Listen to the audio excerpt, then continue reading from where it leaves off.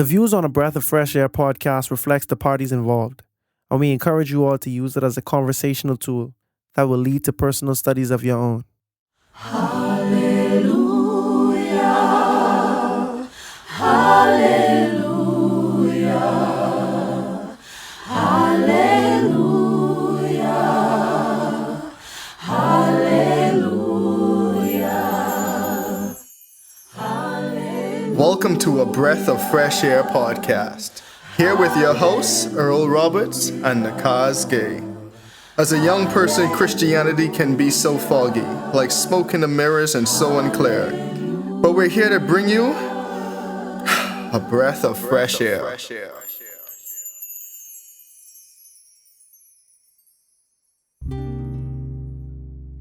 And the king shall do according to his will, and he shall exalt himself and magnify himself above every god, and shall speak marvelous things against the God of gods, and shall prosper till the indignation be accomplished.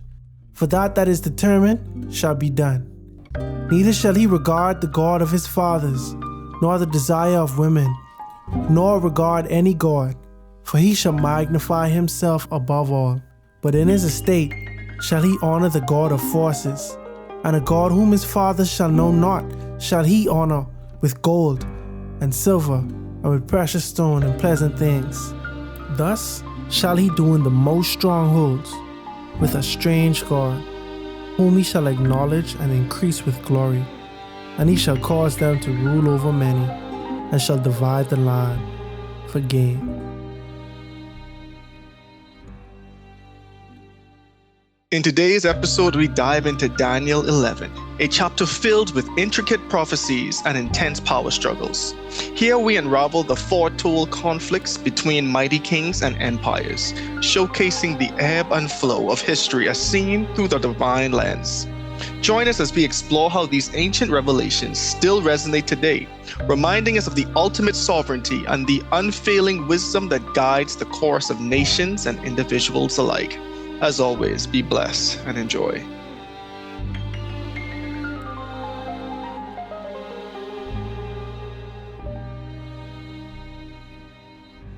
All right. Welcome back to another episode of a Breath of Fresh Air podcast. Here with your hosts, Nakhaz Gay. and Earl Roberts. Hopefully everyone had a great week. And thanks for tuning in with us again as we tackle the book of Daniel. So Yeah, we almost done, bro. It's crazy. It's crazy that we almost done. Time is flying. But boy, Daniel has been a ride. And boy, this episode, this gonna be a ride. I want y'all to hang with us. I think I underestimate Daniel a little bit, bro. Like I thought. No, I can say that. I thought I overestimated my understanding of Daniel, I should say. You know, but by the grace of God, bro, a brick a day, a brick a Boy, day. hey, and we keep on expanding our knowledge, and I think that's really good. Like even for me personally, just it's like when you think you know something, but when you're forced to actually go back and study, like, oh, it's a whole new concept I didn't understand, and that might just be the Holy Spirit just revealing things to us too. But like that's the one thing about the podcast too, at least for us too personally, like it forces us to actually know what we're talking about at bare minimum. It's one thing to know something, but then it's another thing to talk to it. You know what I mean? Like, exactly. Or to explain it. And song semi like you know what you're saying. Yeah. So. And then it's like you start getting to see all the different viewpoints on how this text is interpreted, or from different angles, from different denominations, different commentators, historical. Guess commentary would be the word that fits again.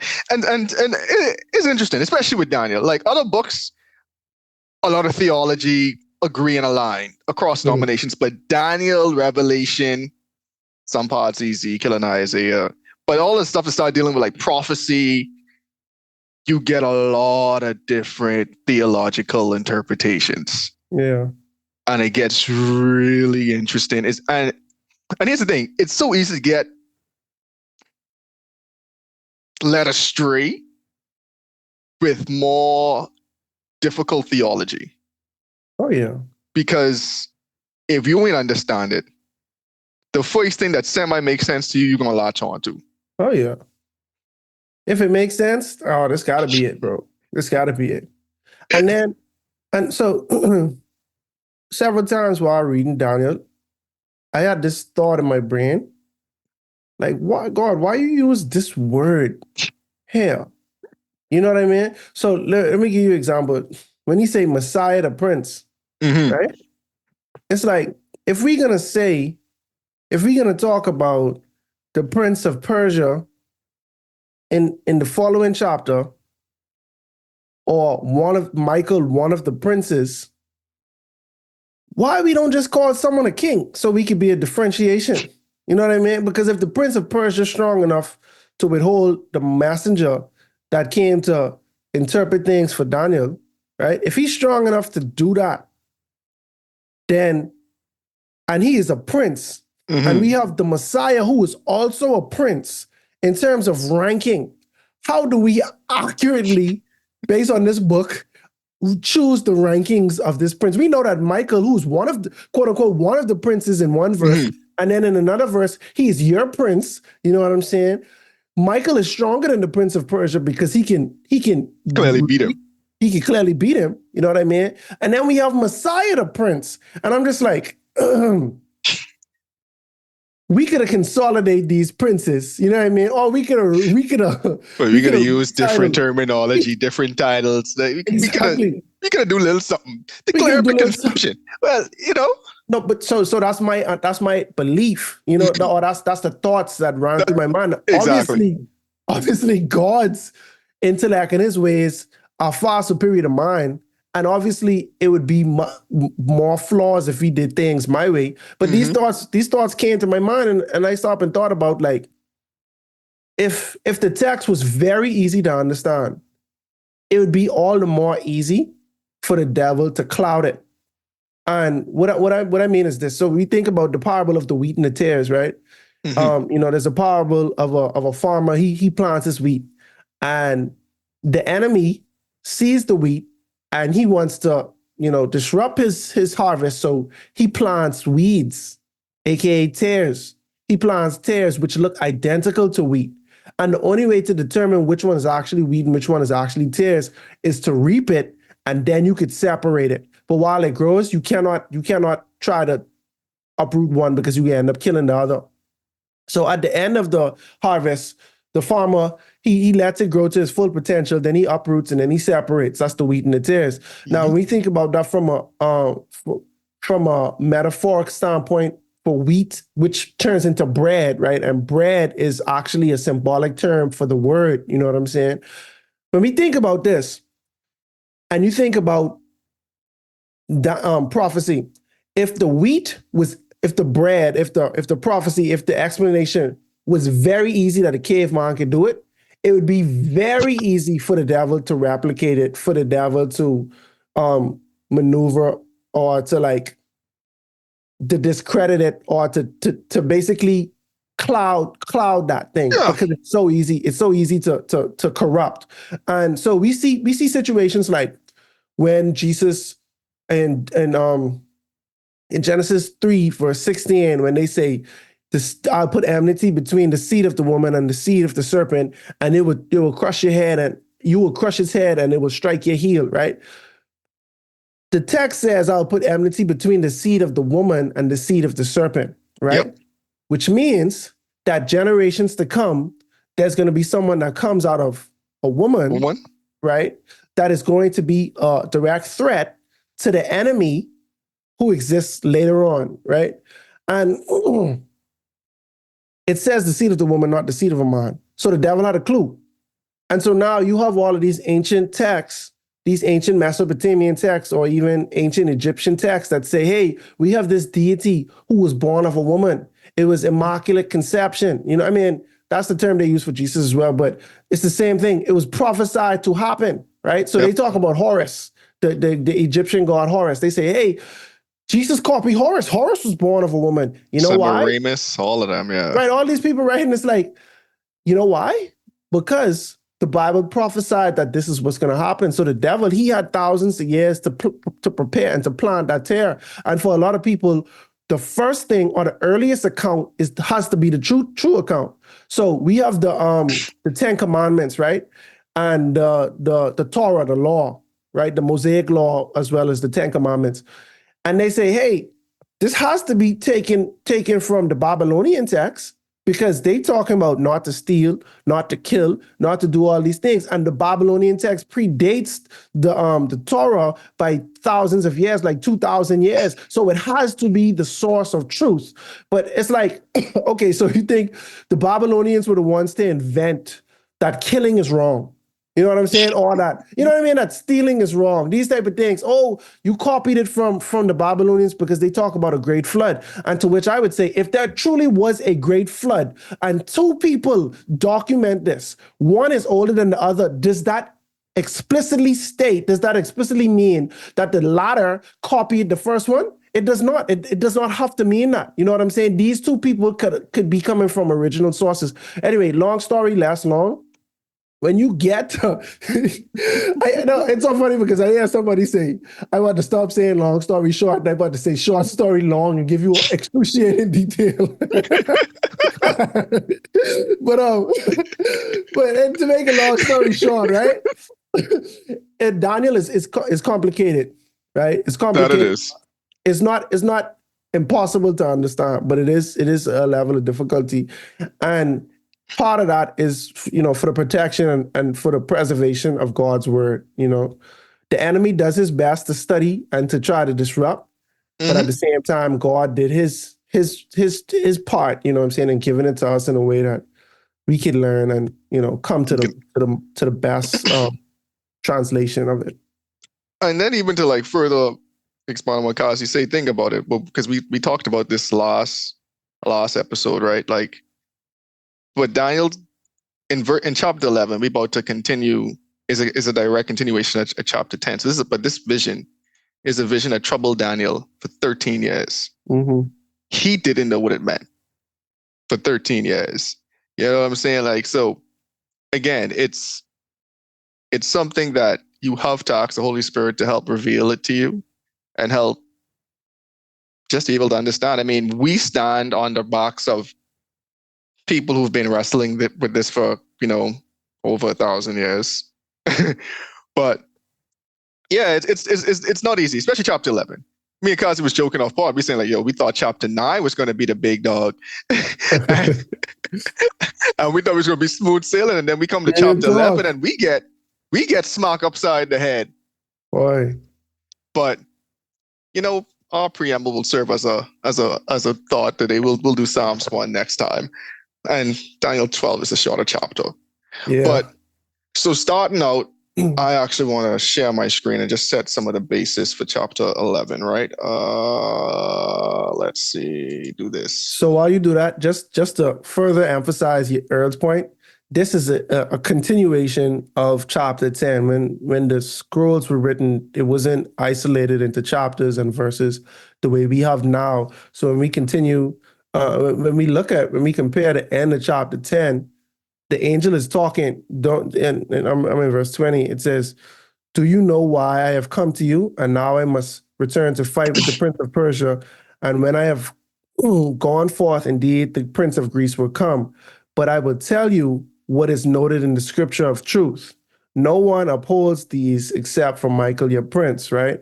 Mm-hmm. And also and depending on the translation you have, they more than likely have verse 1 in quotation. I don't believe quotations were in the original Hebrew text. I'm pretty confident that it wasn't. But to facilitate our understanding, it says, hey, also in the first year of Darius the Mede, I stood up to confirm and to strengthen him. You know what I'm saying? This is the angel still speaking, to Daniel. So just wanted to give that context as we, dive in. Yeah, so just to set up, I guess, chapter 11, right, and kind of our approach. So this graphic on the screen would kind of help that, right? So if you go back through our previous episodes into the book of Daniel, you'll sense a theme. And there's multiple themes that we've discussed in our previous episodes, right? But right now we're going to talk about the prophecy of the coming kingdoms, right? So it really started in Daniel 2. In Daniel 2, we got a vision of we got a dream that Nebuchadnezzar had. And, go back to episode in Daniel 2, but essentially here, the vision that he saw was a head of gold, breasts and arms of silver, torso and upper thighs of bronze, legs of iron, and then a feet of iron and clay, right? And so we got introduced to these kingdoms, didn't really give any names. We just know Babylon was the head of gold, and we know some kingdoms would follow afterwards, but we got some brief descriptions of these kingdoms in Daniel 2. Now, fast forward to Daniel 7, right? We got depiction of some beasts, right? The first beast was a lion with eagles. The wings were plucked off. It was lifted up from the ground and made to stand like a man. The mind of a man was given to it, or some translations, the heart of a man was given to it, right?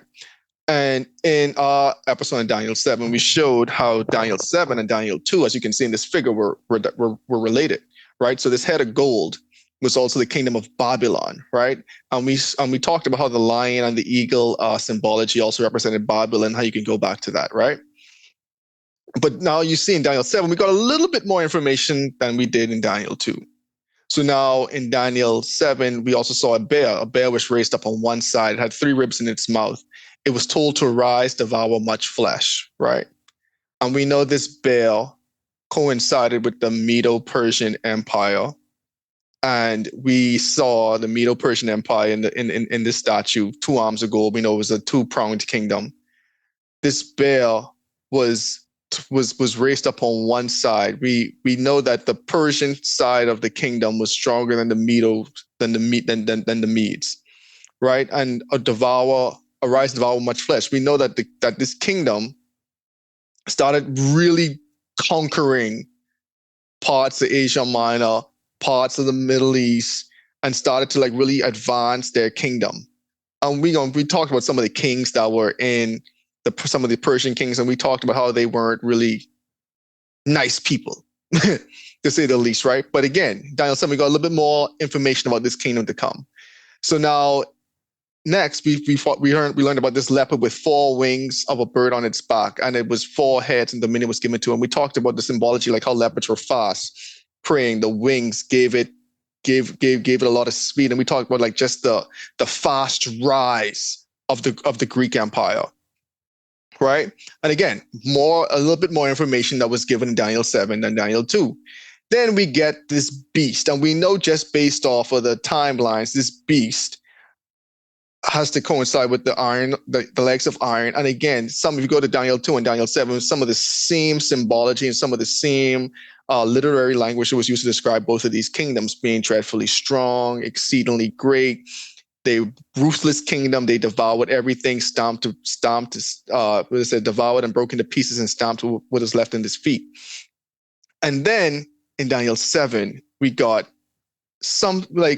we got a little bit more information, right? So now we know that this Rome, the kingdom represent Rome, had 10 horns on his head, and we know the iron partly in clay. But then we got this new thing that was introduced, this little horn that came up. And were plucked up by the roots, and little horned eyes of a man, and was speaking great things, great blasphemies. And we talked about that, but we see in Daniel 7, we got more information within Daniel 2. Now in Daniel 8, right? Mm-hmm. The same kingdoms were talked about again. And we can just drag this over. My head's blocking it partially, but you guys get the idea, right? Just bad placement. But anyway, right? So Daniel 8. Get to Daniel 8. Again, the same theme is followed in Daniel, right? We're dealing with the same kingdoms, and we get a little bit more information on them.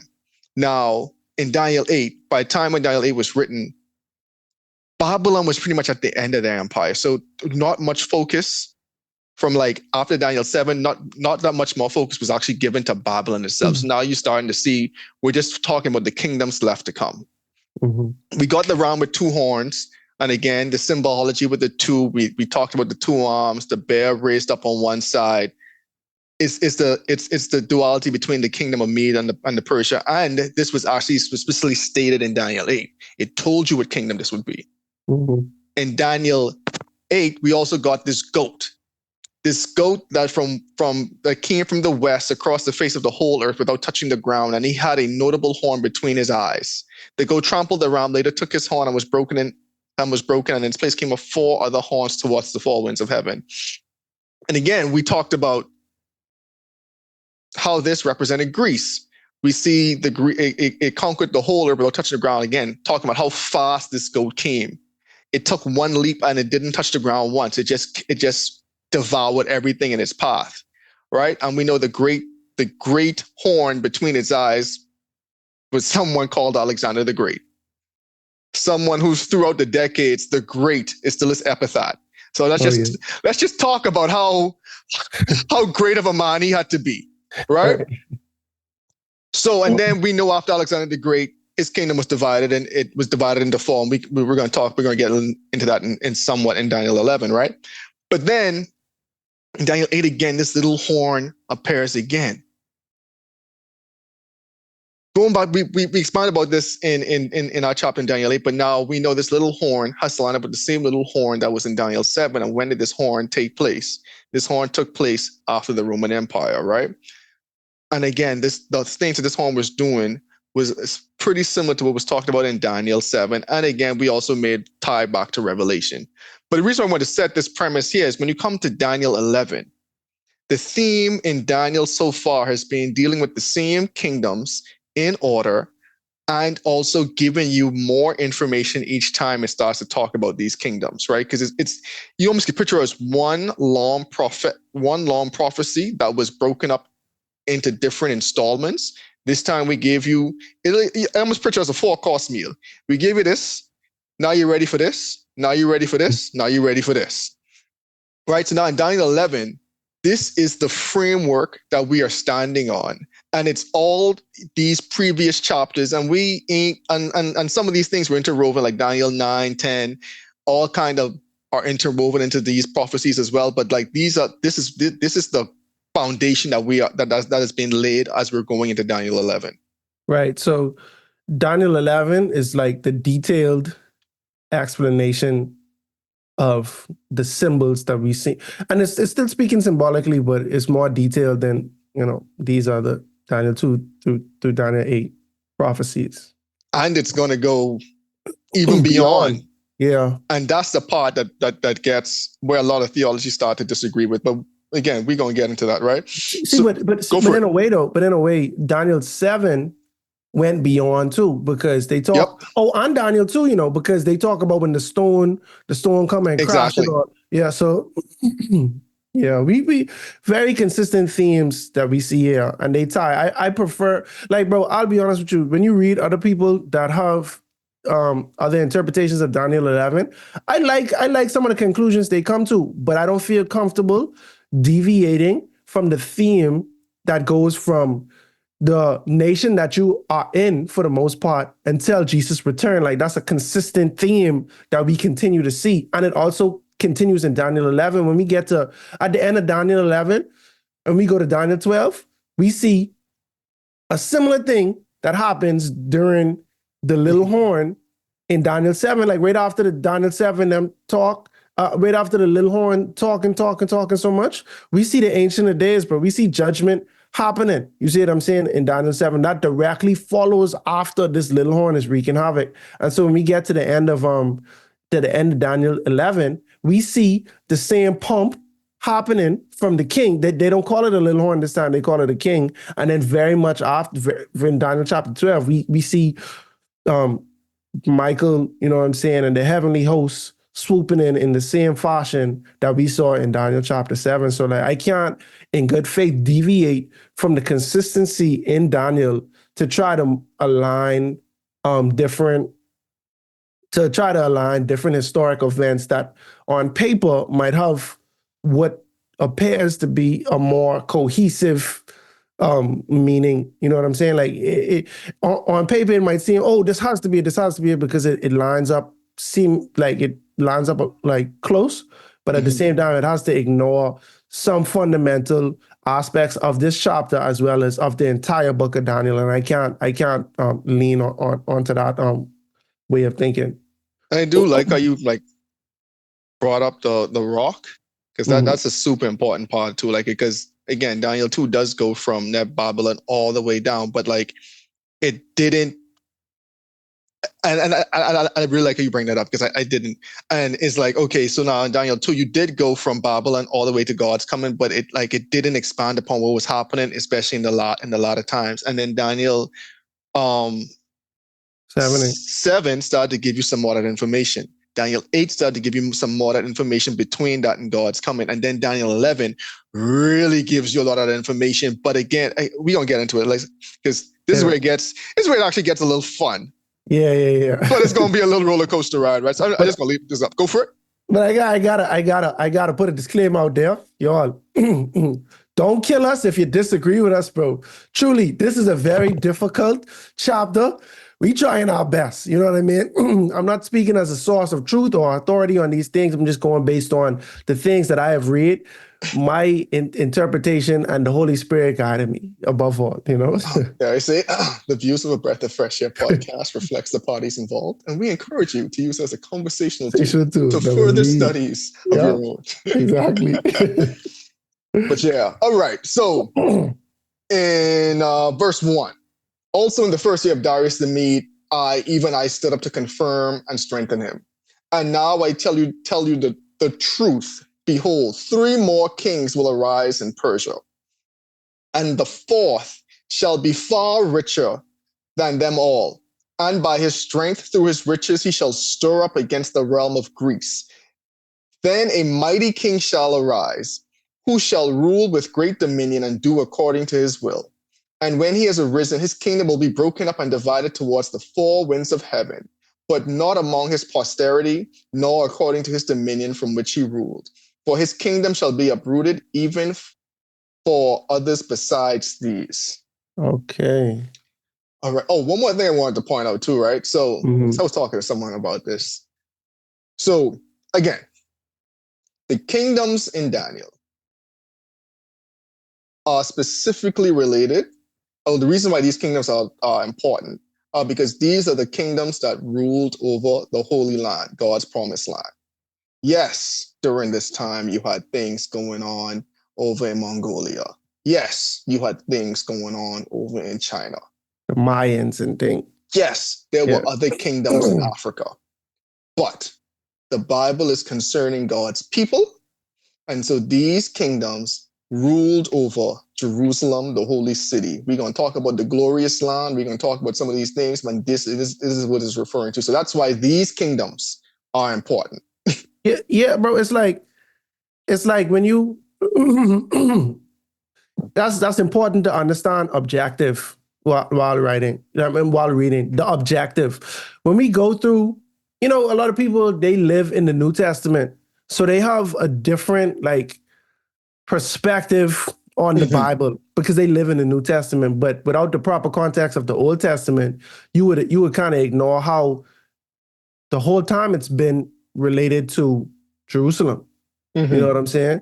Like, there's other things happening during every different time, bro. Like in the book of Exodus, they don't even name the Pharaoh name, right? But so much great things are happening in Egypt during that time, and even for years later. But they don't even go into detail. Oh, and at this time they were building the pyramids and this and that and the third. It's so much world history that's happening, but that is not included because it's not in relation to God's people and his coming Messiah and saving and the Messiah coming to die for our sins. So it's a consistent theme, bro, all throughout the Old Testament, bro. It's just related to God's people. And then in the New Testament, when Jesus dies, he, as we stated in Daniel chapter 9, he's going to fulfill a covenant with many until the end of this week. You know what I'm saying? And then after that prophecy was fulfilled, his message went into the world to be spoken to the Gentiles. And now we are Jews grafted into, Judaism as spiritual Jews, aka God's people, God's children, etc. So yes, with that said, this is only we dialing into the empires that ruled Jerusalem, that wanted to destroy Jerusalem, that had relevance to Jerusalem during this time period. Exactly. So now just to expand upon what was said, so there were 3 more kings in Persia, and we know that happened historically. You can go back and look. At this point, there was actually 3 more kings of Persia. And they said the fourth shall be, well, there's 4 more kings, but they said the fourth shall be far richer than them all. And by his strength and through his riches, he shall stir up against the realm of Greece. And guess what, guys? We actually already know who that fourth king was, and we actually talked about him quite a lot, right? You have Esther Yeah. pulled up? Yeah, I do. So, Go for it. so from a historical standpoint, the only king of the Medes and the Persians that had any type of smoke, or the last king to war with Greece, I'd say, was Xerxes. And we know him by another name. When we go to Esther chapter 1, we call him Ahasuerus. This is the guy that was a party animal himself. That had women troubles, and he ended up finding the fairest lady of them all at the time, Queen Esther, marrying her. This is the same Xerxes, that was spoken about, that we went over in the book of Esther.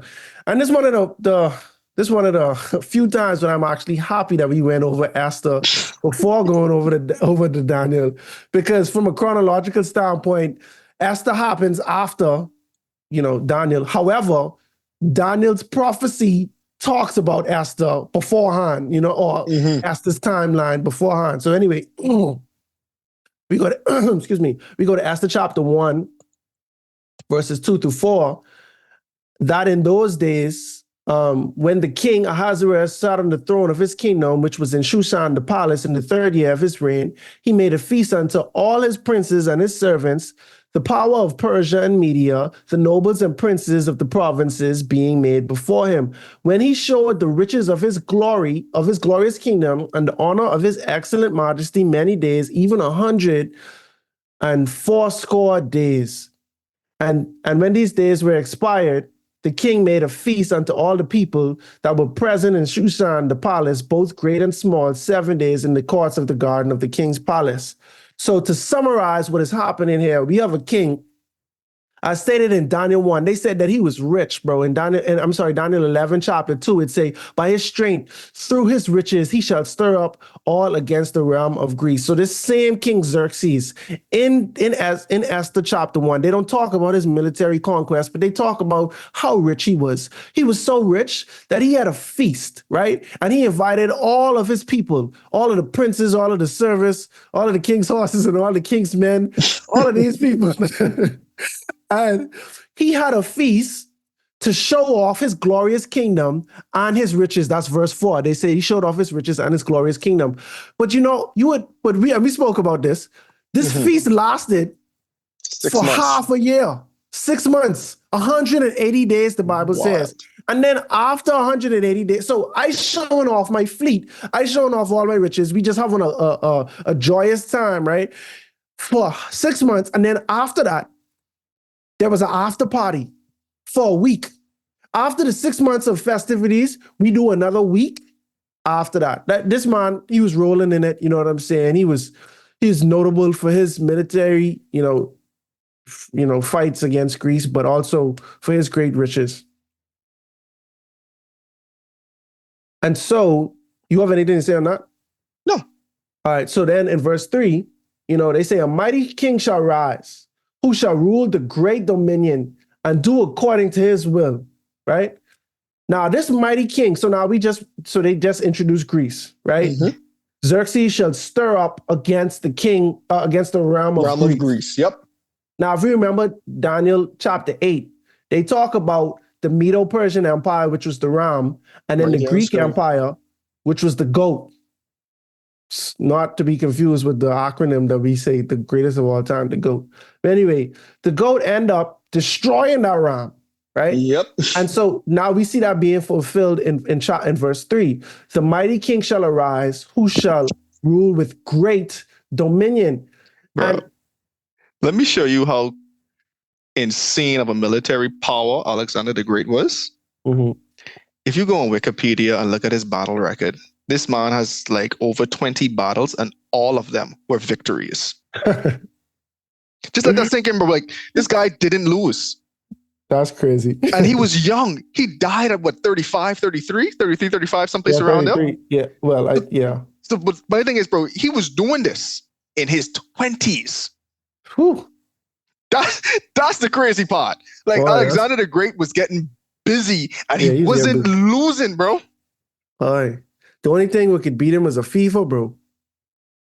That's crazy, bro. Probably ain't had to take the shot back then. Yeah.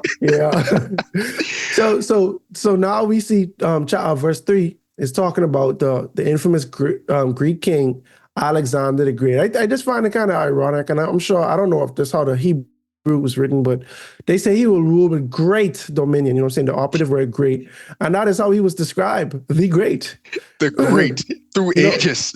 through ages, bro. And we don't call him Alexander but we don't just call him Alexander the First or whatever. King He probably like Alexander, the no. third or something, right? But no, we call him the Great. Like, that's a part of his title.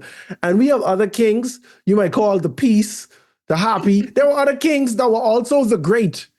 But we don't even talk about them. Like Antiochus, they had one of the Antiochus reigns. It was an Antiochus the Great, but nobody calls him that for real, No. bro. They might No. say Antiochus the First or the Second. You know what I'm saying? But yeah, so he was very renowned for his success at war, and he has a quick shout out in verse 3. And it's funny because we have so many other kings and kingdoms that shout out in Daniel, but the Greek one is always like a quick thing. You know what I mean? Like even now, Alexander the Great, their greatest ruler, it was just a brief mention. One, because his reign was so short, but also because he did not have smoke for the Jews. He was pretty chill.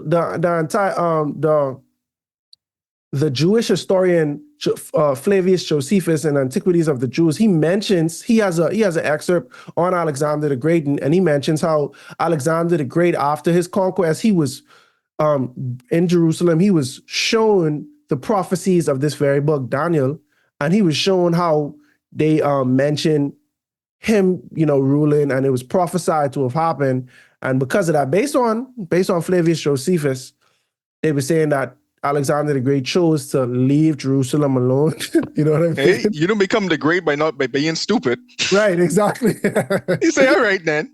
Yeah, Hey, I y'all, can leave that alone. I can let y'all be, but y'all could be y'all could be under Greek rule now. But For sure. I ain't gonna persecute y'all. I ain't gonna trouble y'all. So they was able to thrive and live freely during his time.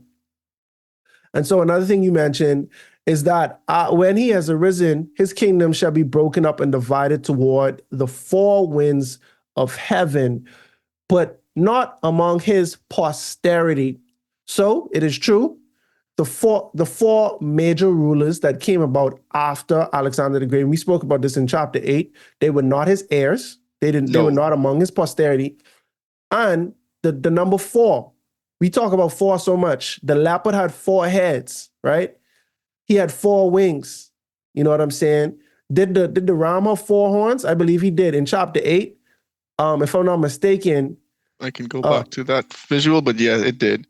It had it trampled, and in place came up 4 other horns. 4 horns. You know what I'm saying? So there's a consistent theme with this 4. And I'll be honest with you, most theologians, we agree up until verse 16. You know what I mean? Like we agree with what's happening in this chapter up until verse 16. And I see you have a map. This just to start showing. So like after the Macedonian Empire, which is really Alexander, it became known as the Hellenistic empires. So they were still Greek empires, but now his 4 generals, I wouldn't say didn't like each other, but they never really. They weren't on one accord. So now you had Ptolemy, and you know about the Ptolemaic pharaohs who started to rule Egypt. Then you had the Seleucid Empire. People may have heard of that, but that was also part of the Greek Empire at one point in time. And this guy got to rule all of Asia Minor, pretty much up until India. So he had a large swath of territory. Then you had Cassander, who ruined mainland Greece here. It was just a Macedonian kingdom, but Cassander got Greece. And then you had Lysimachus something. He ended up ruling over here. And he got like Thrace and other parts of Asia Minor at the end of the day. So like even like these are the 4 big kingdoms, and they end up getting settled right after Alexander died. There was some other people who tried to claim territories up in the Middle East, and some other people tried to claim some territories up here. But this is how things shake out after couple years. Yeah, and so So I couldn't see your cursor during this time. Oh, sorry. Oh, maybe I just missed it. Maybe I missed it. But so for those just looking, I'm sorry to those who are on this on the audio portion. Maybe tune in on YouTube if you want some a visual to go with the audio.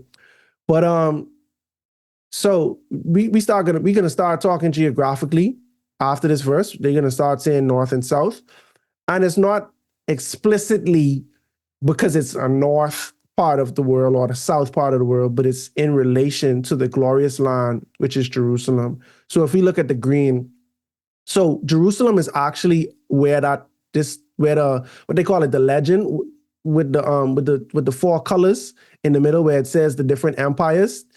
That's around where Jerusalem is, right? And so to the south of that would be parts of it is Egypt, you know. So when we talk about the south for the next several moments, we're going to be talking about Egypt, right? When we talk about the north, we're going to be talking about Syria, the purple area, and just wanted to, because that's in relation to Jerusalem once again, right? And yeah, just wanted to lay that groundwork as well. Okay.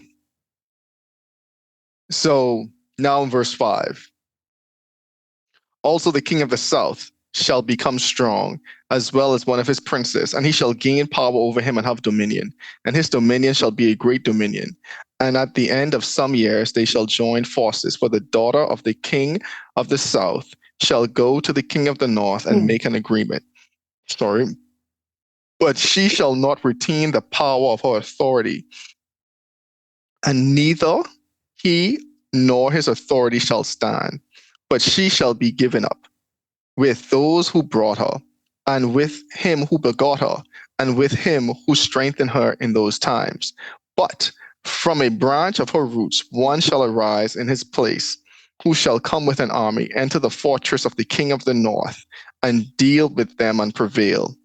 And he shall carry their gods captive to Egypt, with their princes and their precious articles of silver or gold, and he shall continue more years than the king of the north. What verse you ended on just now? I ended on verse 8. Verse 8. I could keep going down. No. Just wanted to know. So now, bro, I don't know how we want to do this because now it's about to get, I ain't gonna say he say, she say, but it about to get like, oh, didn't this king do that? Didn't this king do that? You know what I'm saying? Mm-hmm.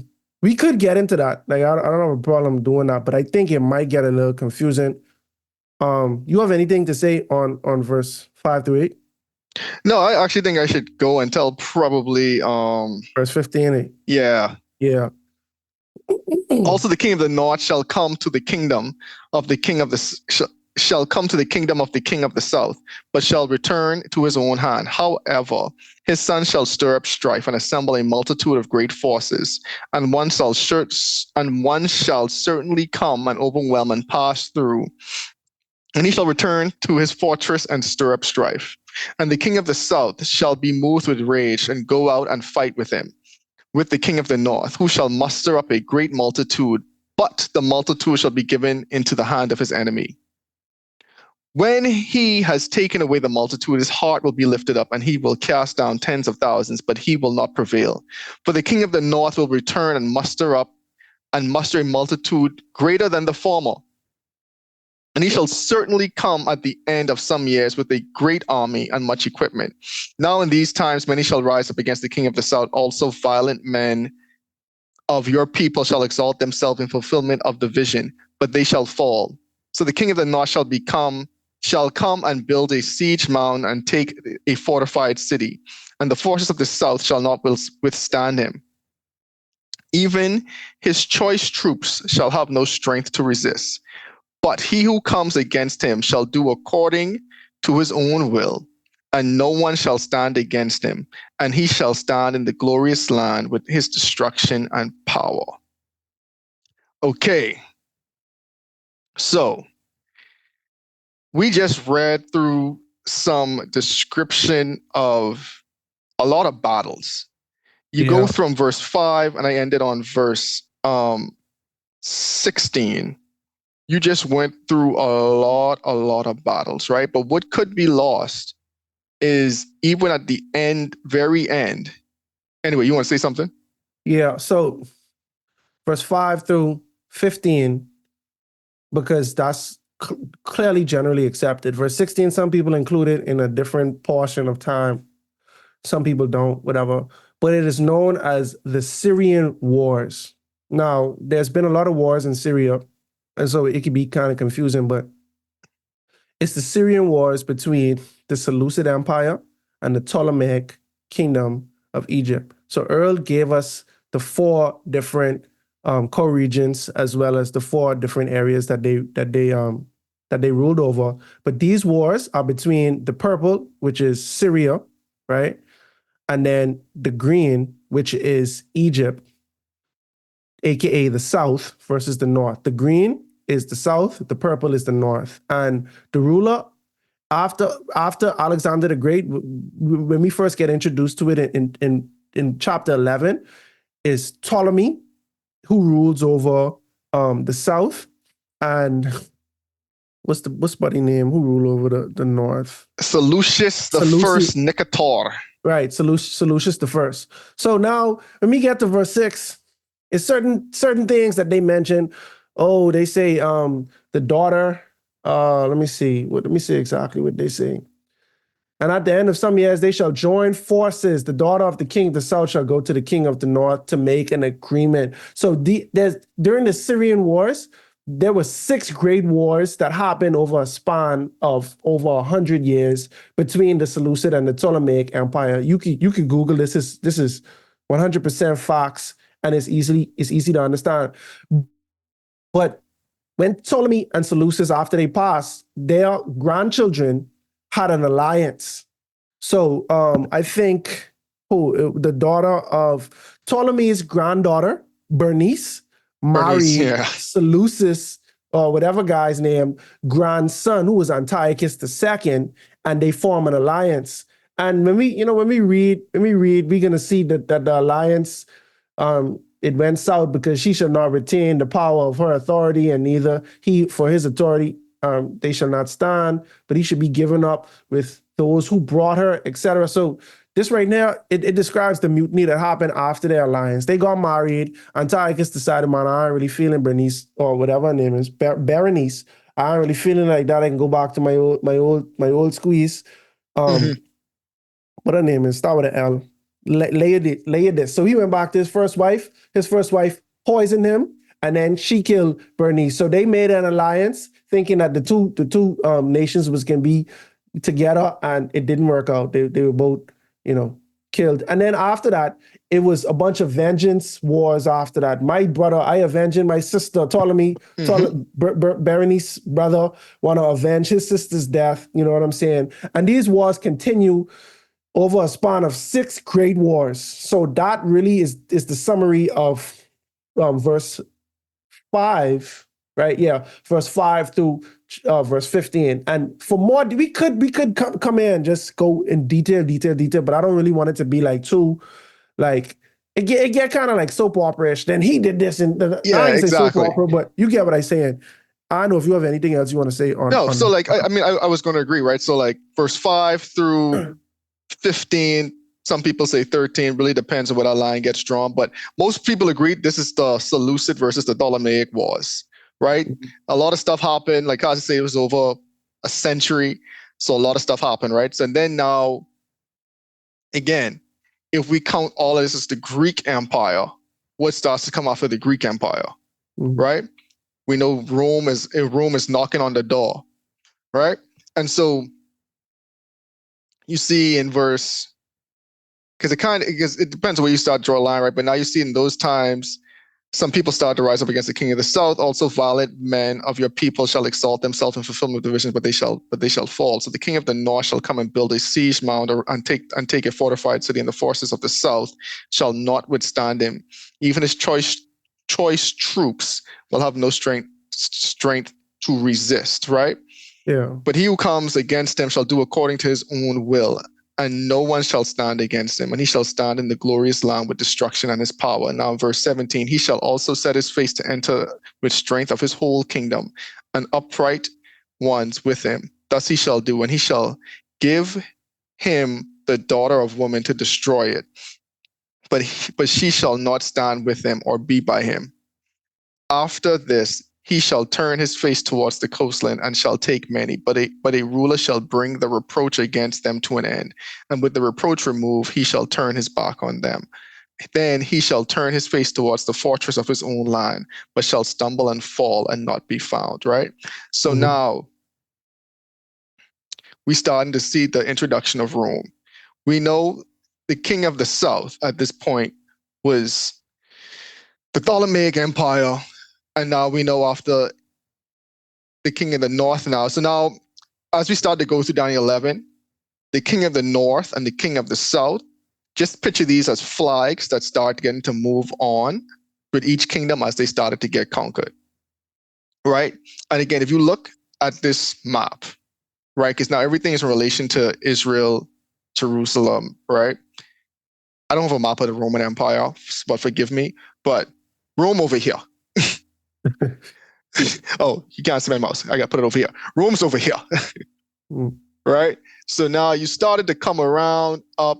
They started to conquer Greece, right? So now you're starting to take away the Greek Empire, where you got to start to go in up here around through Asia Minor, what is now modern day Turkey, Syria.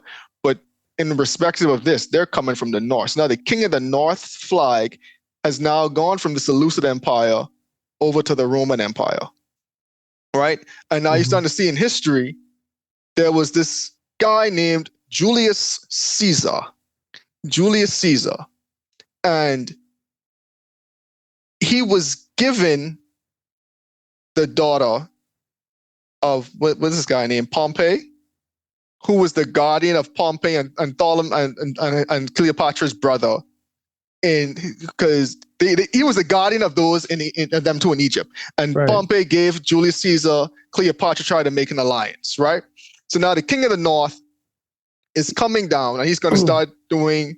Sorry, go for it. Cleopatra was the daughter of one of the Ptolemies who had passed, right? And Pompey was like their guardian, right? Yeah, Pompey, who was a Roman, became their guardian.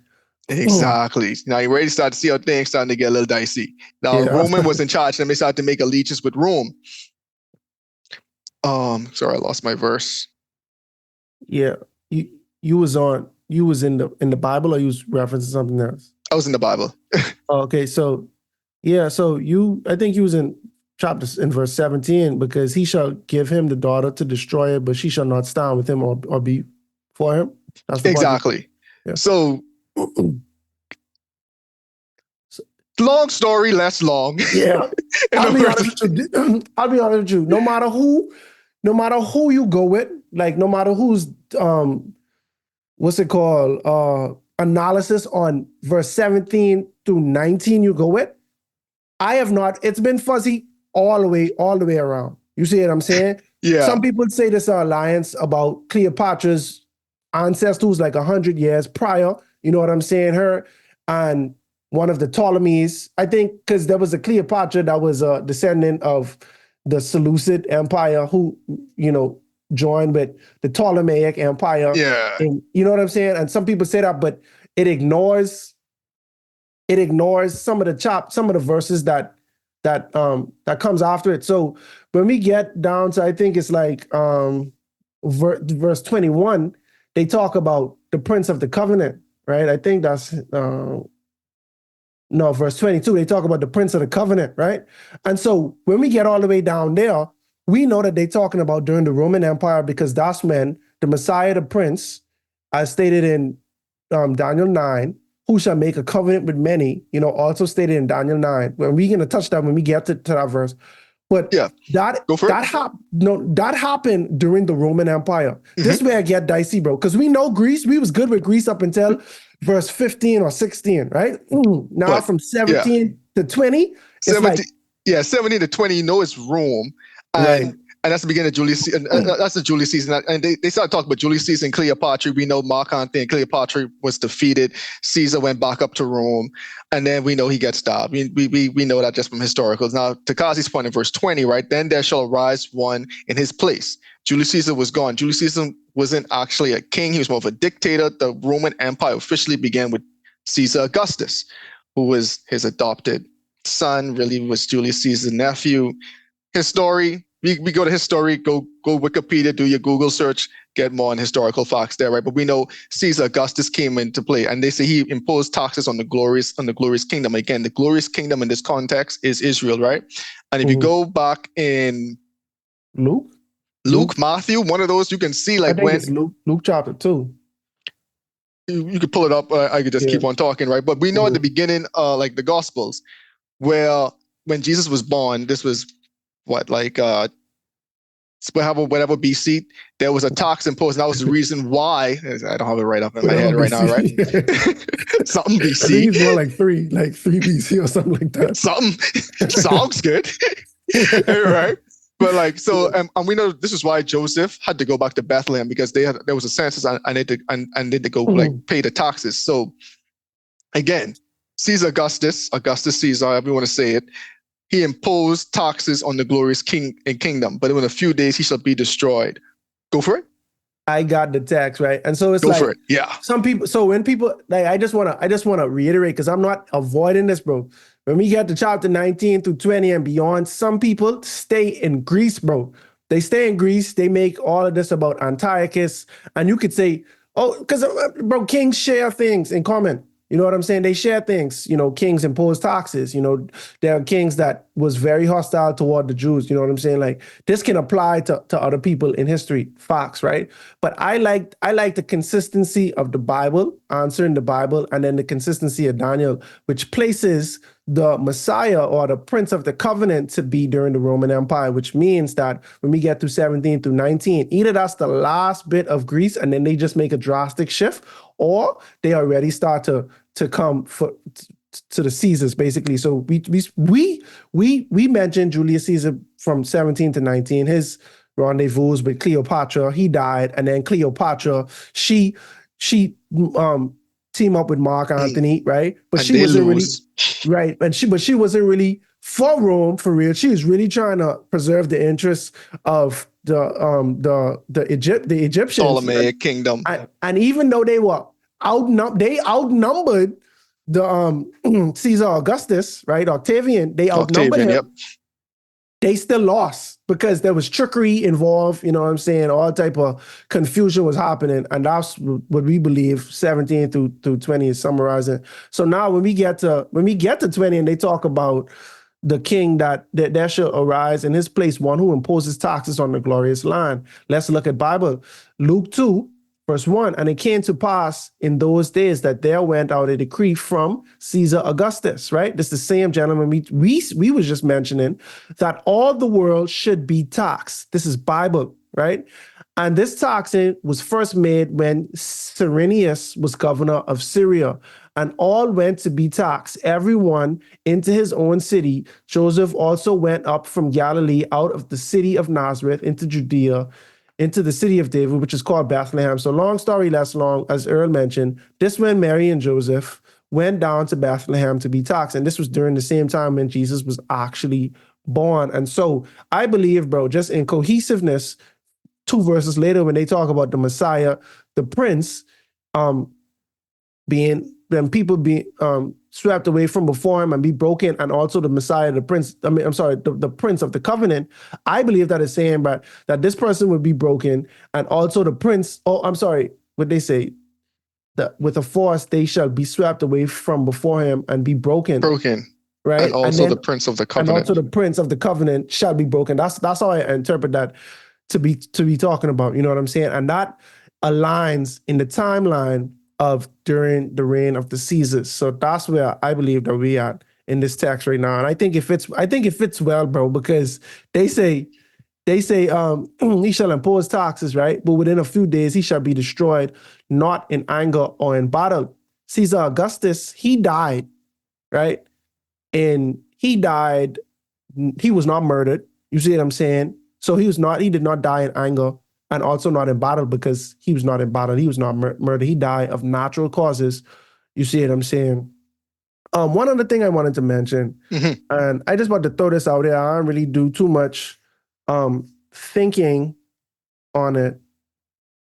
No, I can mention it. And anyway, so yeah. So I can just leave that there. So Tiberius, Caesar Augustus, he imposed taxes on all the world, including the glorious kingdom. You know what I'm saying? Like some people believe this is also talking about Antiochus, right? But you have to ignore some things, bro. And I'll be honest, we don't have everything to tie to the excruciating level. But for this to be Antiochus was murdered.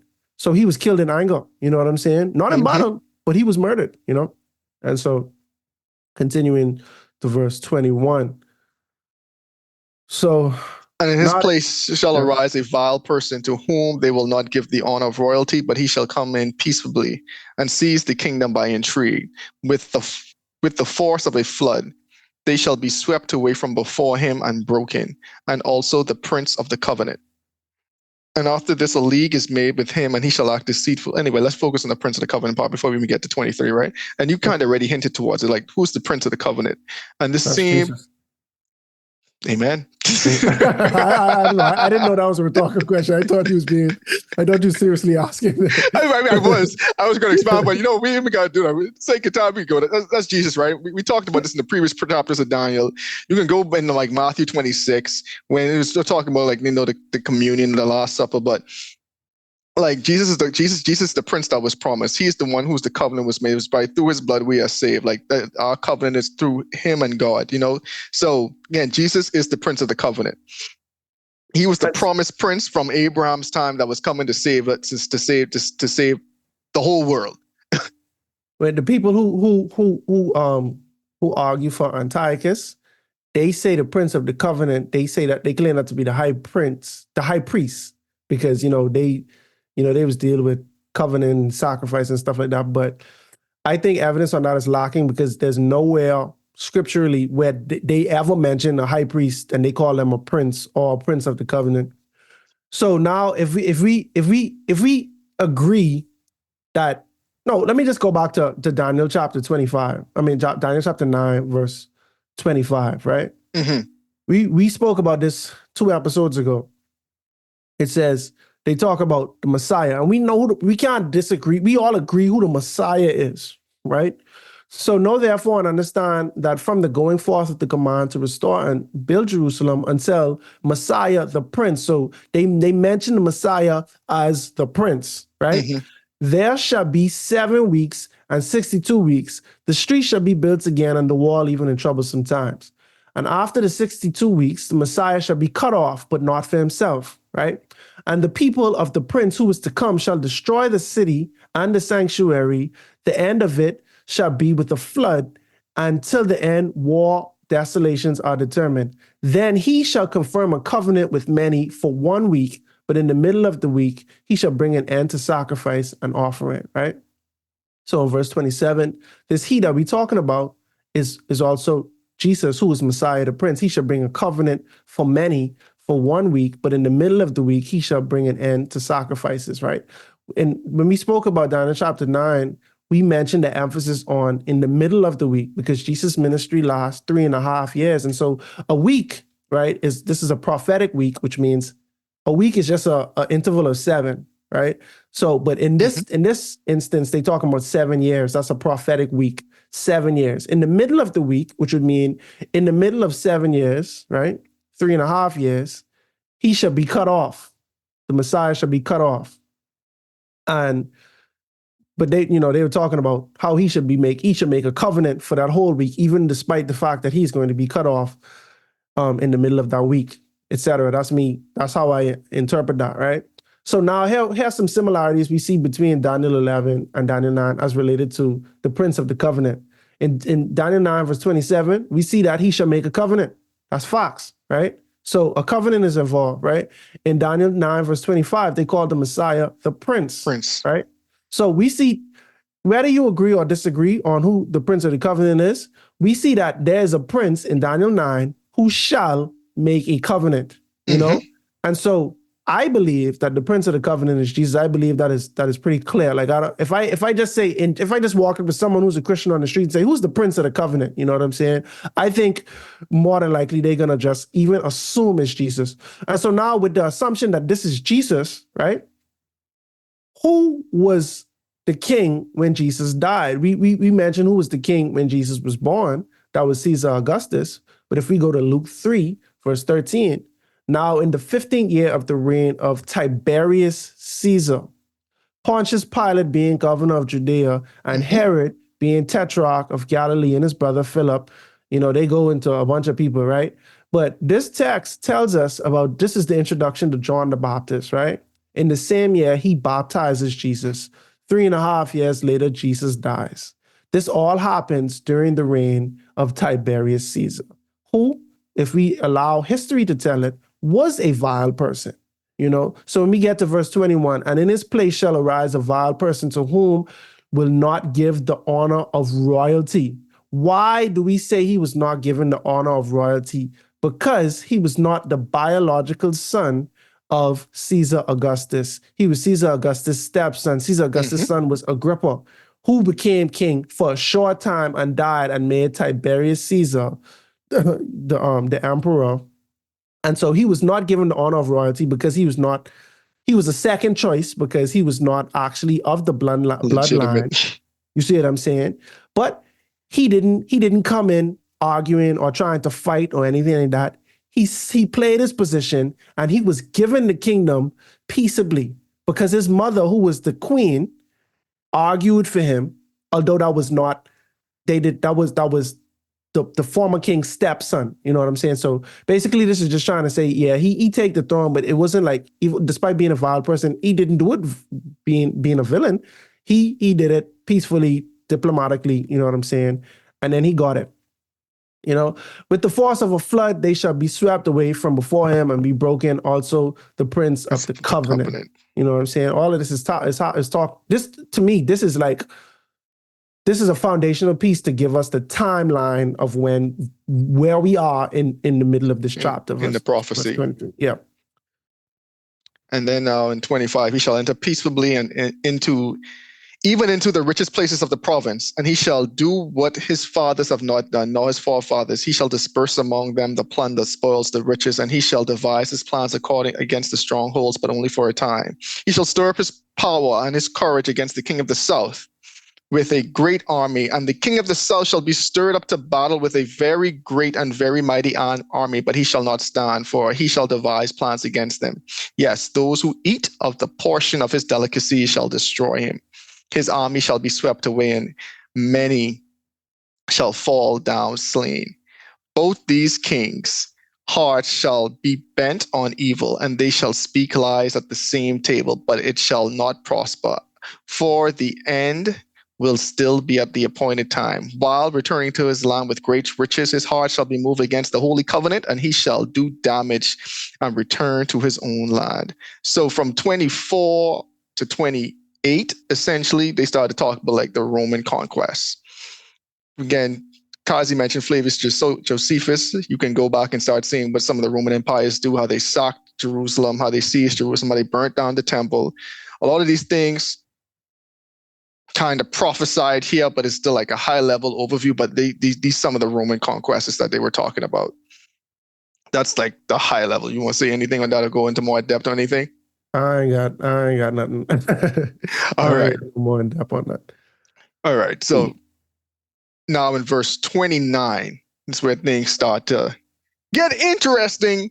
At the appointed time, he shall return and go towards the south. But it shall not be like the former or the latter. For ships from Cyprus shall come against him. Therefore he shall be grieved and return in rage against the holy city and do damage. So he shall return and show regard for those who forsake the holy covenant. And forces shall be mustered by him, and he shall defile the sanctuary's fortress. And they shall be and they shall take away the daily sacrifices, and there shall be an abomination of desolation. Those who do wickedly against the covenant shall corrupt with flattery. But the people who know their God shall be strong and carry out great exploits. And those of the people who understand shall instruct many, yet for many days they shall fall by the sword and flame and by captivity and plundering. Now when they fall, they shall be aided with a little help, but many shall join with them in intrigue, and some of those understanding shall fall to refine them, purify them, and make white until the time of the end, because it is still for an appointed time. So just now from verse 29 to 35, right, we see something changed about this kingdom now. Mm-hmm. All during so far, the kingdom was just about like earthly conquest, right? And just like political conquest. But now we see this kingdom kind of shifted, and now it's becoming eerily reminiscent to the prophecies that we've seen in Daniel 8 and Daniel 7, because now this thing's starting to like blaspheme against God in a certain way. He's starting to come against God. We're seeing some sanctuary language. We're seeing sacrifices will be taken away, abomination of desolation. Like, so now we're starting to see words that start to change. Right, so now in verse 29, at the point in time you shall return and go towards the south, but it shall not be like the former allotted. So now this kingdom has changed. The kingdom is getting a little weaker. It ain't as strong as it used to be. Right, and now if you go back to Daniel 2, what happened after Rome? The kingdom started to break apart into to iron and clay. Yeah. In Daniel 7, after the Roman beast has gone away, after the 10 horns, it also started to come a little horn that came up. So now this is the point of prophecy that we're starting to get to in Daniel 11, verse 27. We know at this point now the Phoenicians, the Huns, the Vandals, they started to attack the Roman Empire from all sides. The Roman Empire was starting to be ripped apart. Now in verse 30, from Rome, like Rome is going to fall, but another power is going to start to rise and return and do damage and rage against the Holy Covenant. So now we know after political Rome, papal Rome started to become a thing. At this point in time, you know historically, Constantine. Now to Kazi's point, the point we made earlier, Daniel 11 covers centuries. These kingdoms go by in rapid succession, and in Daniel 11, unlike Daniel 8, you don't specifically get told, oh, this is Greece. Mm-hmm. Oh, this is Medo-Persia. Oh, now we're in Rome. One thing that you realized, Rome is never called by name in any of the prophecies. Mm-hmm. But in Daniel 11, they don't even talk about the little horn. They just give you, again, the foundation has already been set from these other visions. So now, if you take what you know from these other visions, you can start implying to where we are at in Daniel 11, and it gives you a little bit more information, some of the things that's going to be happening. Like we went into the Ptolemaic Wars, we went into the Seleucid Wars already, the Seleucid and Syriac Wars. Right, and so now we know after the Roman Empire, now it's the little horn power that's starting to come.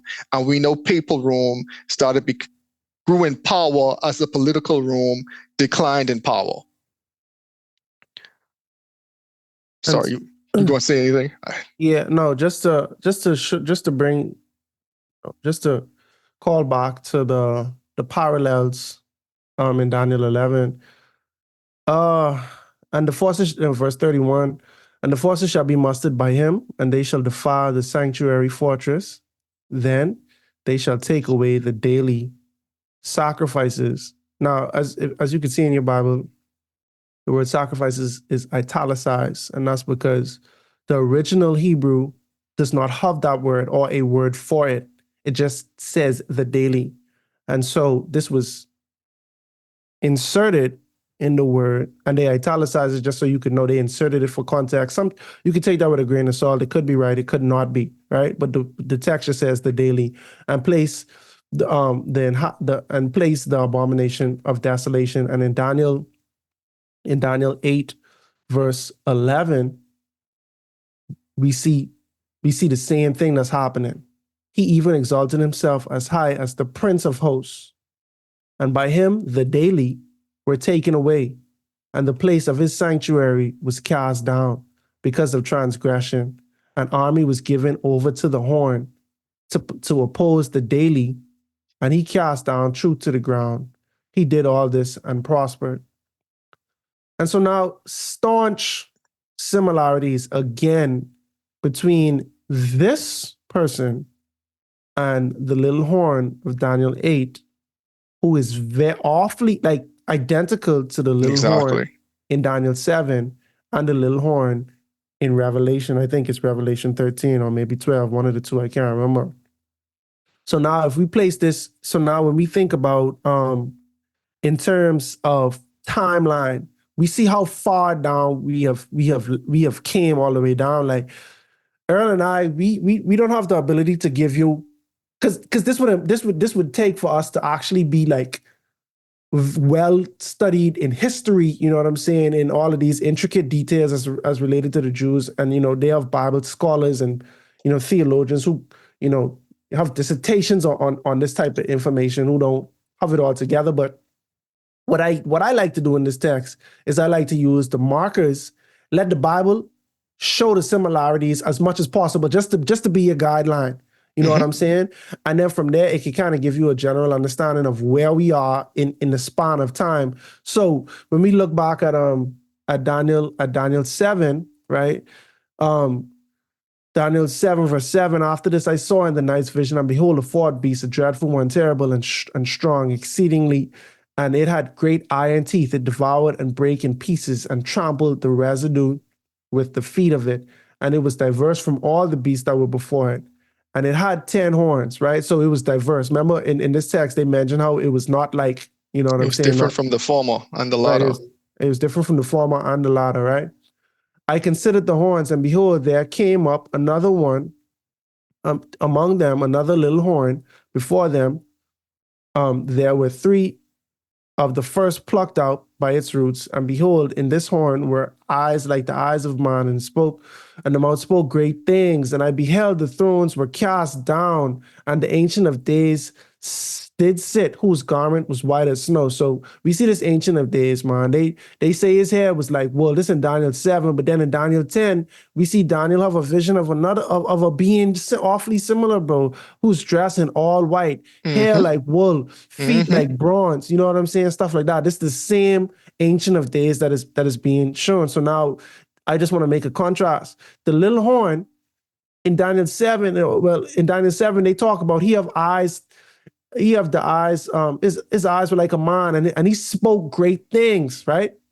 And the great Great things, it's not things. saying like he was a great man, like he was like a, like a scholar, like, you know what I'm saying? But they were saying that the level of things that he was saying, this wasn't no petty stuff, but this was big talk that he was talking, you know what I'm Mm-hmm. saying?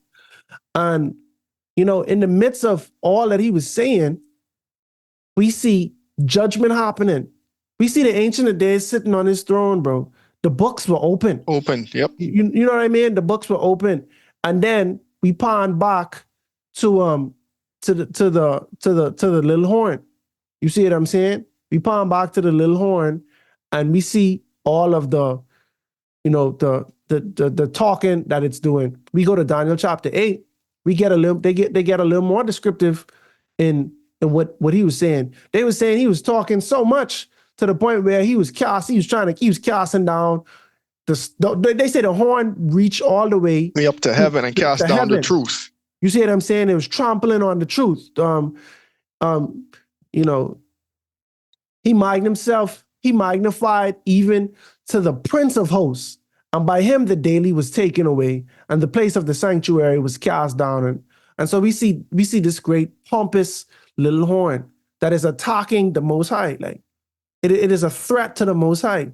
It is a threat to the kingdom. It is a threat to all things heaven, all things holy, And so now when we compare that to Daniel 11, we see staunch similarities to this little horn power once again. And I just want to continue to make the thread that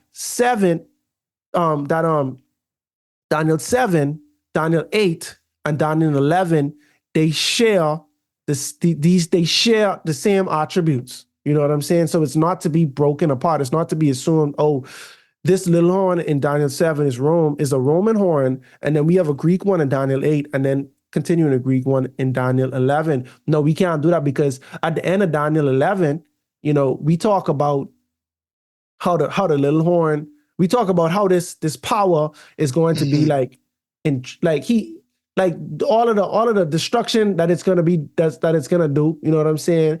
And then it should be um it should be angry and shall destroy many. You see what I'm saying? And then the next thing we see is Michael stand up, right? In verse 12. I jump in ahead, right? But they talk about how, you know, um that the people should be delivered, everyone who is not found written in the book, right? But it's awfully similar to when the little horn was wreaking havoc, and then the Ancient of Ancient of Days was Days. sitting, and they had the books. They say the books were open, right? But then in Daniel chapter 12, they say Michael stands up, right? So there's someone who was seated, right? And now he stands up, and he say, and they talk about all those who are written in the book of life. So they talk about someone who's seated, who's standing up, right? Mhm. And they talk about this book, and they talk about books very similar to Daniel 8. So I implore you all to just consider that these are all continuations of a long chain of prophecy that's given piece by piece, perspective upon perspective, and I just wanted to, I don't know, it's just a little tangent, but I just wanted to implant that there as we continue through this text. No, it was very, very useful. In verse 32 now, again, so we already established we in the little horn period, right? And so, verse 32, those who do wickedly against the covenant, he shall corrupt with flattery. But the people who know their God shall be strong and carry out great exploits. And those of the people who understand shall instruct many. Yet for many days, they shall fall by the sword and by the flame and by captivity and by plundering. And so, again, if you know ancient, early church history, early Christianity history, especially like Protestant reform, we know papal Rome had policies that were just wrong, flat out Yeah. wrong. No way to sugarcoat it, no way to go about it. And we know, you go back in history, that people like John Huss, Martin Luther, Tyndale, other people, Yeah. exactly, other reformers who I don't want miss out any, but there's a lot of people back in the day who started to read the word for themselves and saying, hold on, some of these things are not right, and a lot of them, Unbiblical. Yeah. exactly. And you see here, Rome, papal Rome, would flatter the people, corrupt the people who agreed with them. You know what I'm saying? But those who stood out against them, they were indeed killed. They were indeed put in captivity. I remember it was a story where the guy, I always get them confused, right? You might know better than me. But the one who they had in captivity, right? And then they was torturing him. And then he say, "Oh yeah, I agree with y'all," right? They bring him out, and then they bring him out the next day. He's like, "Oh no." Yeah. Yeah. I think that was Jerome or Huss. It was one of the two. I think it was Huss, but I know it's one of the two. But yeah, and so again, like our early church fathers, they went through some stuff, right? He cracked the first time. He didn't feel so bad. It didn't sit well in his soul, and he do it in private. He say, "Okay, no." I'm doing that again. So just to give a little context, right? So it was two men that get arrested for standing up for protesting Rome, papal Rome, right? The first one they killed, and the second one they let sit down for a little bit. And he gets so scared that when they bring him back before the court, they like, yo, what you could do? You could stand firm on this, or you could recant. And he recanted. And they was like, all right, we could bring you back tomorrow, and you could tell us everything while you recant or whatever. But he recounted out of fear, and that night he was so restless, and he was just so distraught, and his conscience really was on him, and he was like, but this felt like that was the worst guilt he ever felt. And the next day he was like, bro, I ain't recanting. And eventually they ain't even kill him, bro. Like they ain't even kill him right then and there. They ain't even give him that satisfaction, bro. They had him in a dungeon for like a long time, bro, like several years. You know what I mean? To try to break him, but they didn't break him. I think they ended up, killing him as well. But in if we go to Daniel, let's see. If we go to Revelation, no, I can go to Daniel 7, verse 25. Still on the horn, right? And he shall speak great words against the Most High, and he shall wear out the saints of the Most High, and think to change times and laws, and they shall be given into his hand until a times and a dividing of times. And so even here, the prophecy of giving over to his hand, in his hands, you know what I'm saying? That's when we were not, like the people of God were not rescued from the hand of the papacy. If you spoke against them, then they kill you. You know what I'm saying? But if you was with them, as we're gonna see in verse, I guess 34. I don't know if you read that yet, but in verse 34, Yeah, go for it. Go for it. I'm he ready, but go happy. for it. If you with him, like he flatter you. You know what I mean? Like in true deceptive form, but anybody who with me, I can incentivize you to be with me. I don't want you to be impartial or objective. You see what I'm saying? But if you against me, you're gonna be given over into our hands. It's a lot of different texts that tie into this. We have Daniel 7:25, which I just read. Revelation 12 verse 6. They talk about also that time period. You know what I'm saying? Even Daniel 12 verse 7, when they say, then I heard the man clothed in linen who was above the waters of the river, when he held up his right hand and his left hand to heaven and swore by him who lives forever that it shall be for a time, times and a half a time, and the power of the holy people has been completely shattered. All these things shall be finished. And in Daniel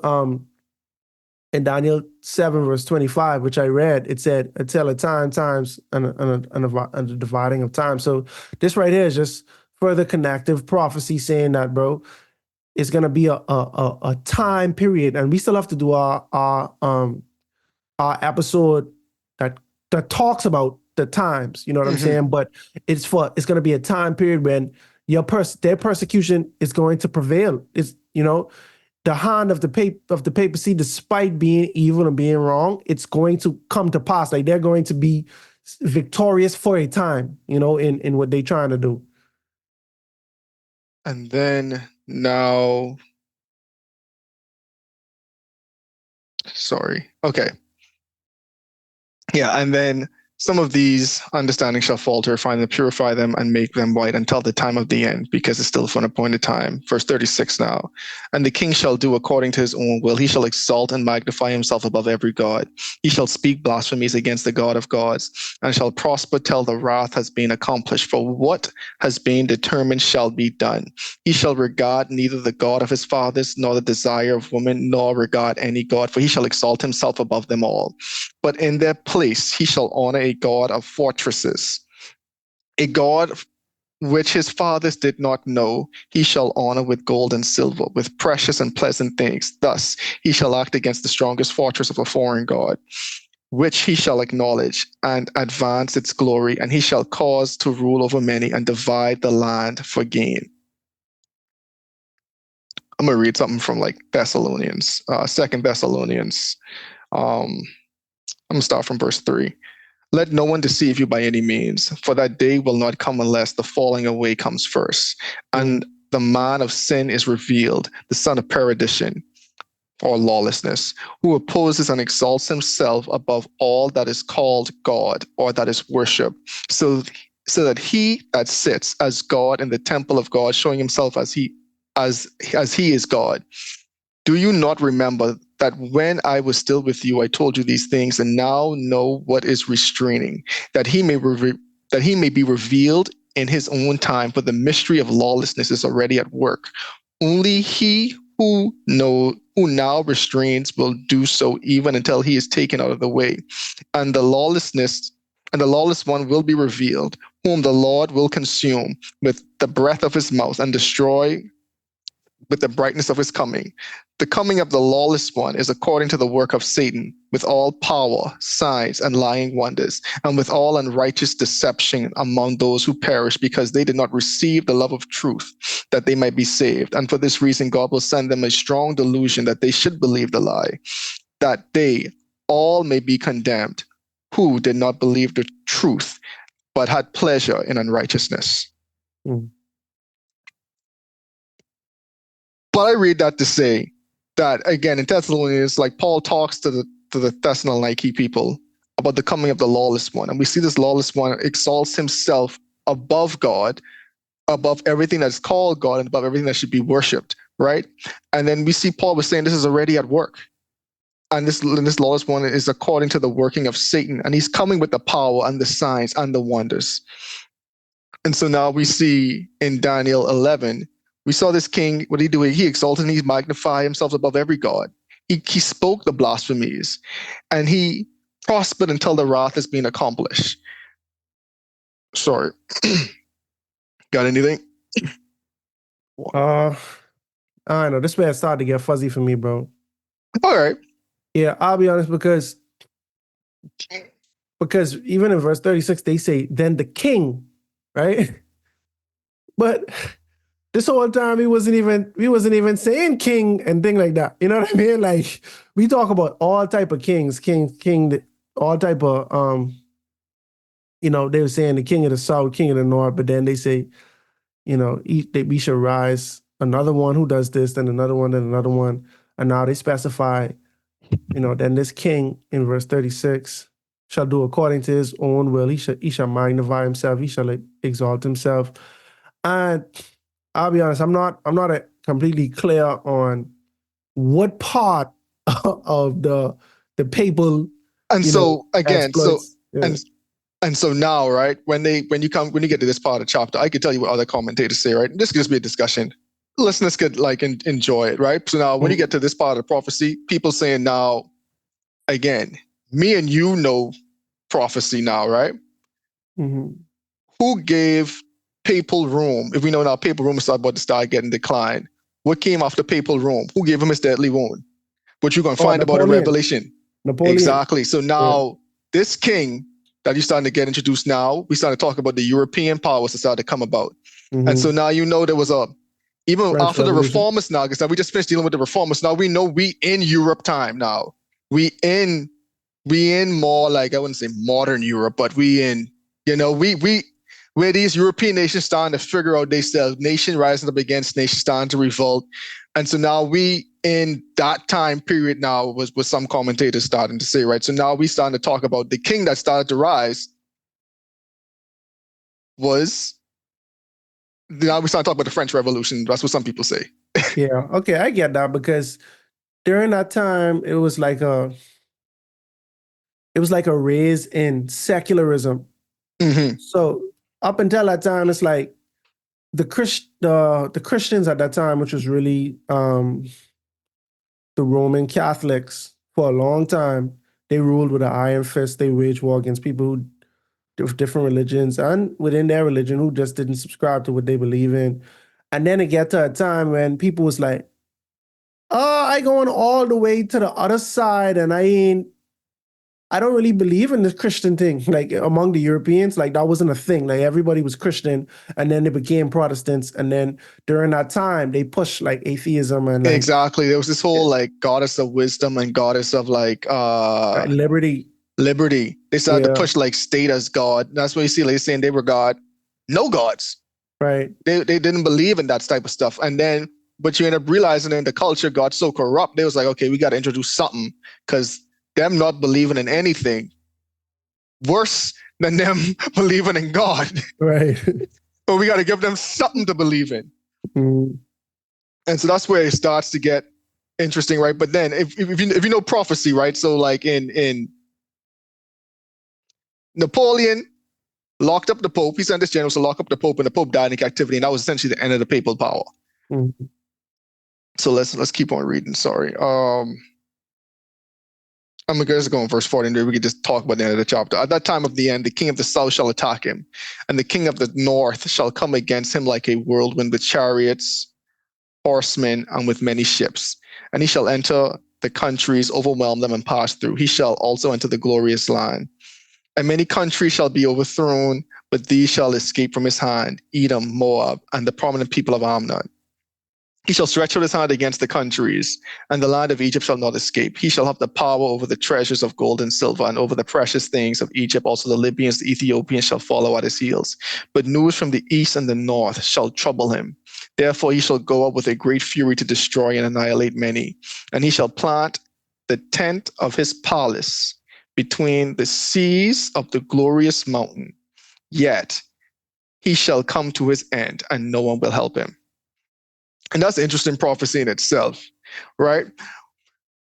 And so now, again, from verse 36 to 39, we were talking about Europe. Now 40 and 45, we started to talk about things, I won't say yet to come, but some of these things haven't, like some of these things are still coming in the future. Like I don't think all of these has been fully realized yet. Where you want to start from, or you want me to just keep going? Yeah, keep going, bro. Keep going, bro. You don't mind. All right. So one thing I want to talk about, ironically, I want to talk about like the last verse, right? You shall plant his tents between the palace of the seas and the glorious holy mountain. Actually, one thing I want to go up to. So now we start talking about this part of the glorious land. Like you got to identify who's the glorious land we're talking about. Because now I think about it, Jesus already died. You go to Galatians 3. Let me pull that up. Galatians 3, 26. I want to say Galatians 3. Verse 26. Yeah, So that is interesting that you mentioned that, though, because earlier in the podcast we was talking about how the north and the south is in relation to the glorious land, right? Which is Jerusalem, which is God's people. But if we go through all of this timeline, right? We go through a long span of time. North of Jerusalem isn't going to be the same nation every time because it just depends on who's in power at the time. So that's why we could say the king of the south is Egypt and the king of the north is Syria at this time. But then later on we could say, oh, it's Rome, but it's not contradicting because the Syrian Empire was done, by the time when the Romans came about. And then the Roman Empire existed during a time when, so in verse 22, we talk about how the Prince of the Covenant was broken, right? That's in verse 22. So from there, we know for 3.5 more years, the covenant was together among the Jews. And then after that, you know what I'm saying? Perfect. It's in all, we going all into the world. So how could the glorious land then still be Jerusalem? Just Jerusalem.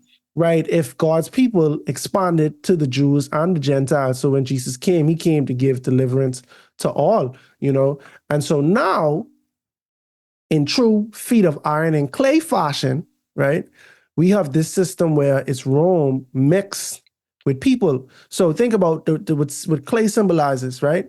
Clay is dust and water, you get clay.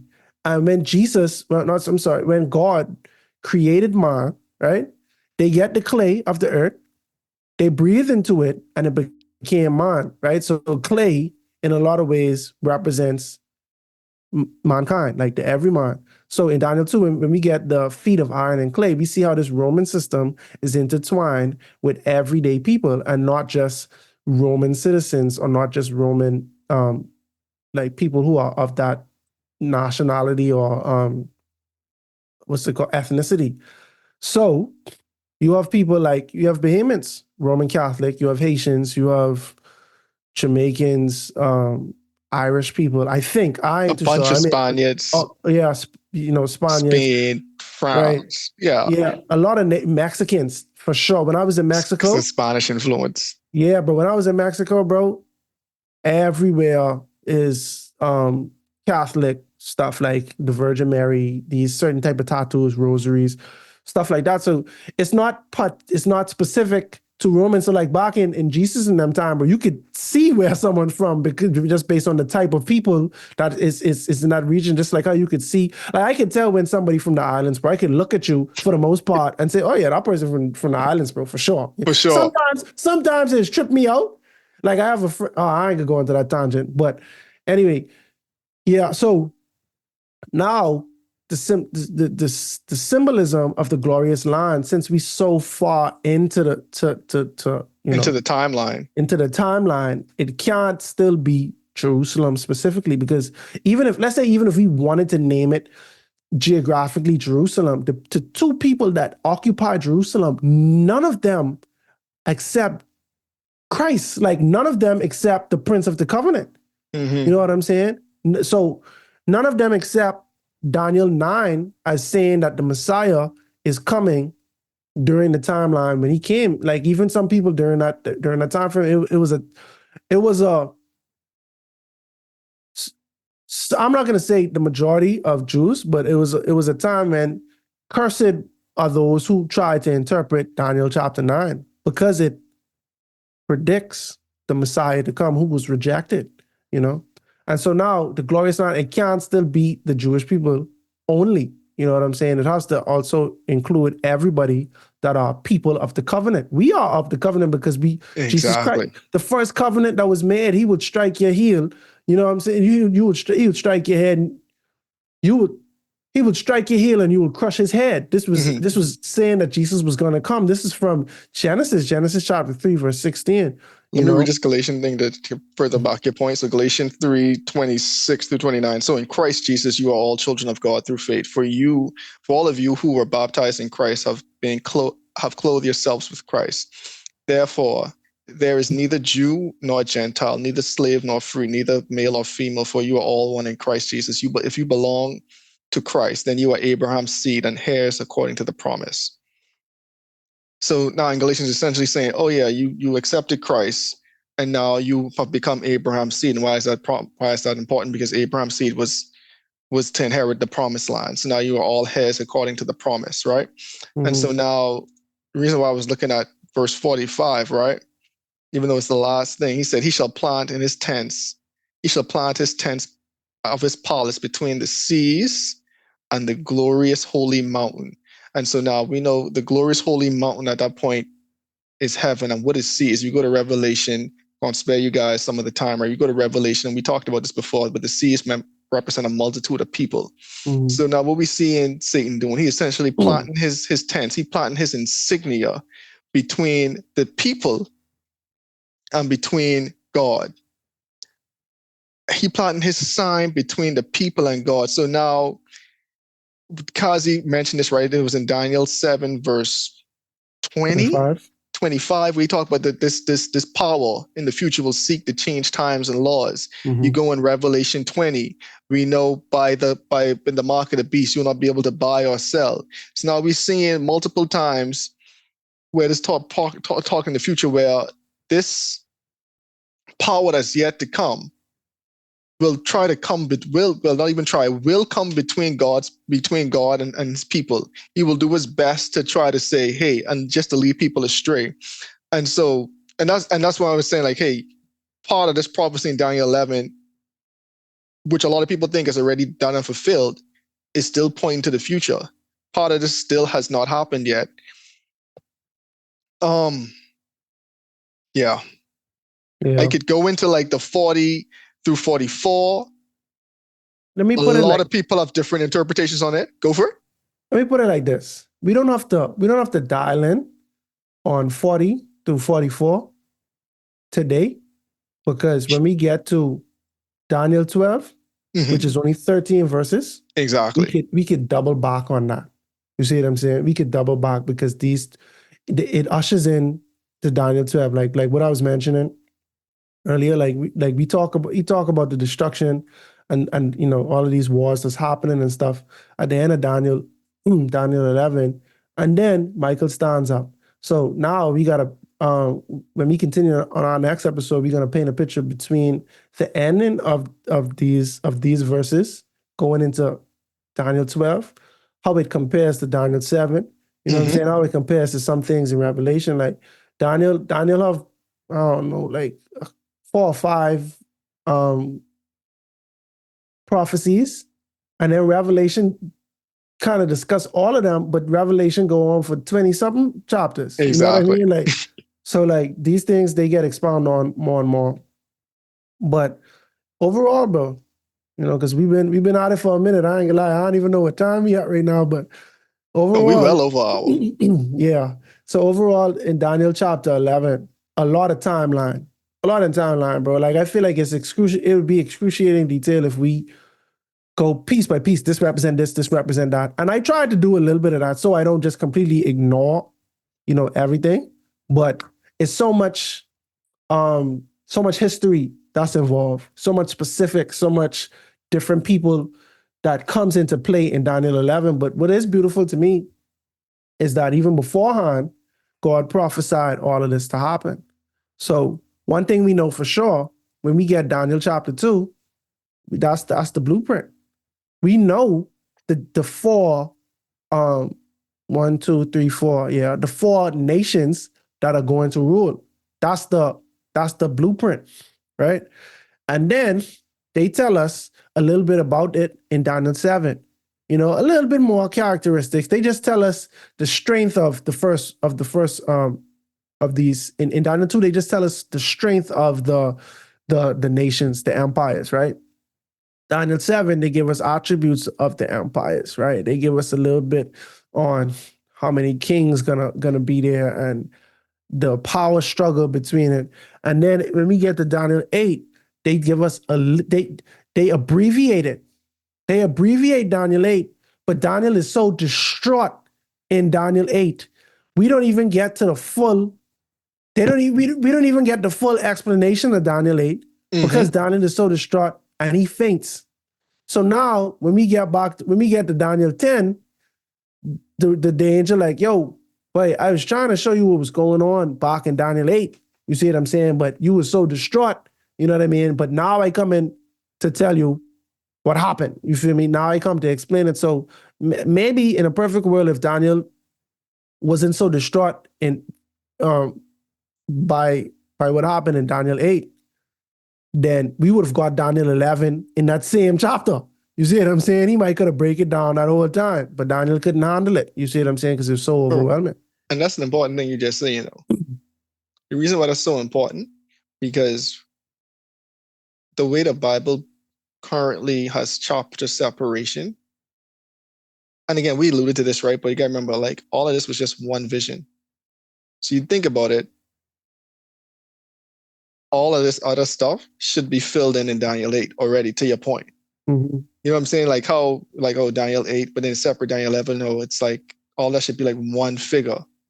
So the Roman part of it is interesting. Yeah. For sure, bro. And I'll be honest with you, bro.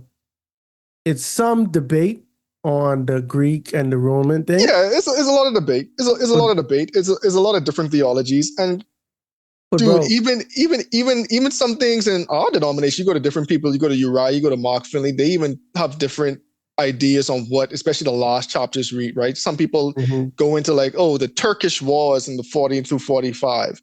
Other people saying, no, that's the future. So again, Daniel 11 is a very, very, very interesting continuation of the vision. Go for it. I see you want to say something. But let me, I just come across something just now. So it's debate over the Greek and the Roman, right? Mm-hmm.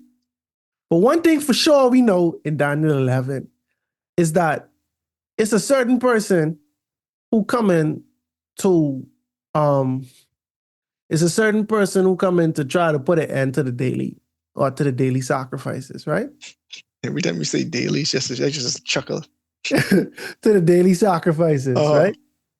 But in Daniel 8, verse 13, it says, then I heard a holy one speaking, and another holy one said to that certain one who was speaking, how long will the vision be concerning the daily sacrifices and the transgression of desolation, the giving of both the sanctuary and the host to be trampled underfoot?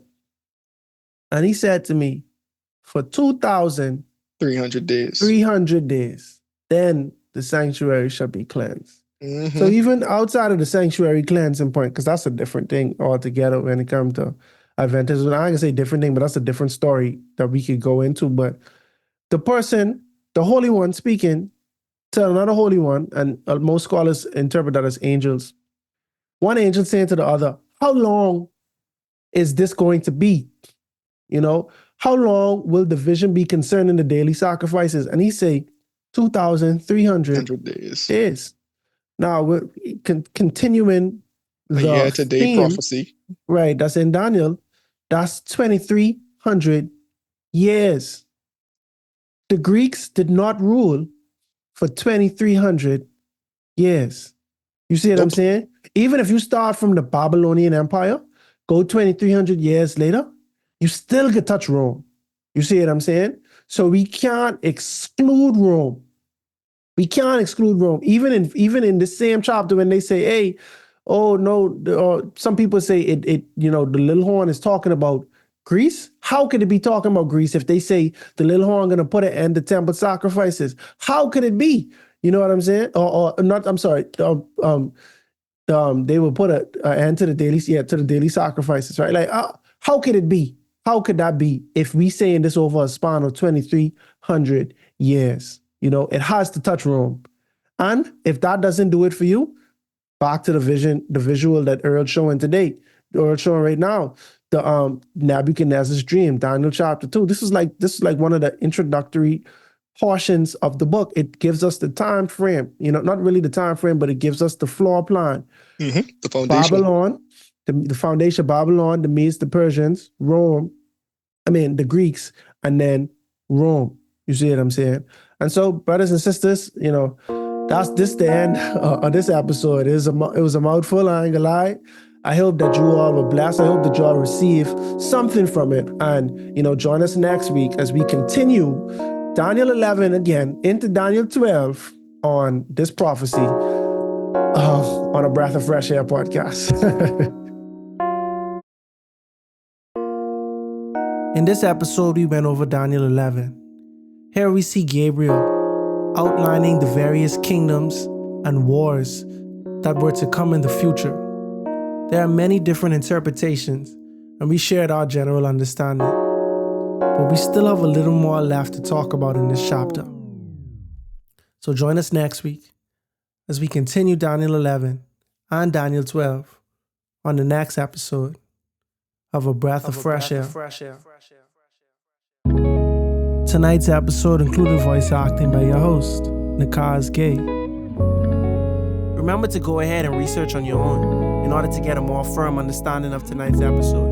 And if you enjoyed it, make sure to like, subscribe, and share with your friends. You can follow us on social media at A Breath of Fresh Air Pod on Instagram and BOFAPOD on Twitter. Thanks everyone, and we'll see you next week.